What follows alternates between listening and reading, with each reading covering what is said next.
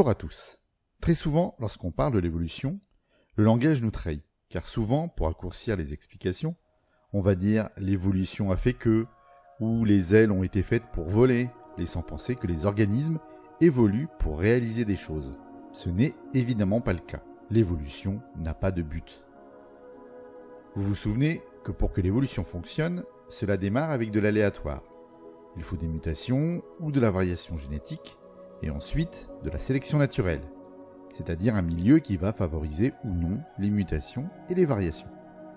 Donc, pas de but. Un petit exemple pour montrer ça, pour montrer qu'il n'y a pas de but. Ici, en vert, voici le nerf laryngé récurrent gauche. Il part du cerveau et va innerver le larynx. Donc on pourrait s'attendre à ce que le chemin, ce soit celui-là. Mais en fait, pas du tout. Ce nerf va bien partir du cerveau, mais il va descendre jusqu'au cœur. Bon, évidemment, j'ai perdu le cœur. Bon, attendez, j'en ai trouvé un plus gros.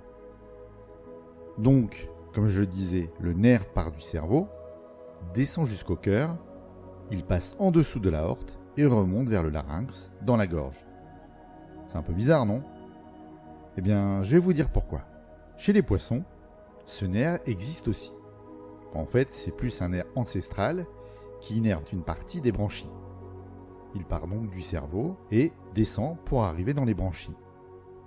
Mais à proximité, il y a le cœur et ses artères qui vont s'oxygéner au niveau des branchies.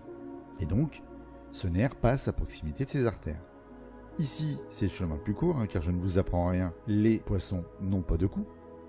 Mais au cours de l'évolution, les espèces descendantes des poissons ont vu se développer un cou. Et que s'est-il passé ? Avec l'apparition de ce cou, le cœur s'est éloigné du cerveau, et le nerf qui passait derrière l'aorte s'est allongé avec l'éloignement. Et pour souligner cela, rien de tel qu'un exemple un peu extrême, avec des coups très longs, les girafes. D'abord, on peut revenir un petit peu sur les phénomènes qui ont pu conduire les girafes à avoir un long cou, et cela est lié à ce que j'avais expliqué dans un épisode sur la spéciation. Imaginons un ancêtre de la girafe avec un cou court. Donc, ces ancêtres avec un cou court mangent par exemple les feuilles des buissons.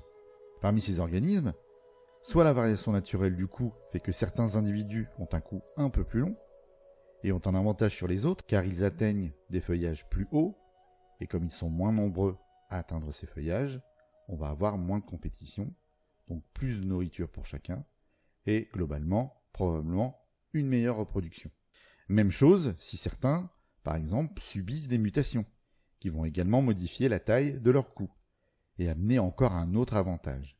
Ce phénomène a pu se réaliser tant que les modifications amenaient assez d'avantages, sans apporter trop de désavantages. Un cou très long peut être un avantage donc pour atteindre la nourriture, mais il peut devenir trop lourd, trop fragile. Et maintenant, regardons ce fameux nerf. Au fur et à mesure que le cou s'allonge, le nerf, toujours coincé derrière l'aorte, va continuer à s'allonger. Il va s'allonger, s'allonger et encore s'allonger. Du coup, la girafe se retrouve avec un nerf qui fait presque 5 mètres pour un trajet à vol d'oiseau d'environ 5 cm. Donc cela montre, en partie, qu'il n'y a pas d'évolution des organismes et de leurs caractéristiques dans un but précis.